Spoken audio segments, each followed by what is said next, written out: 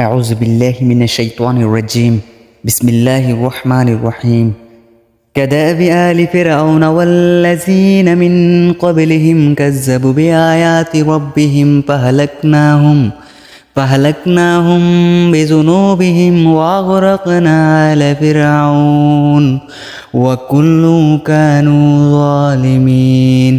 যেমন ছিল রীতি ফেরাউনের বংশধর যারা তাদের পূর্বে ছিল, তারা সবাই মিথ্যা প্রতিপূর্ণ করেছিল শ্রেয় পালনকর্তার নির্দেশসমূহকে।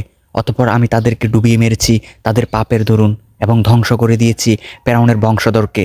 বস্তুত এরা ছিল অত্যাচারী জালিম। 2138 খ্রিস্টাব্দ আবিষ্কৃত হয় ফেরাউনের লাশটি। দীর্ঘ 3116 বছর নীলনদের গর্ভে ডুবে থাকে তার লাশটি।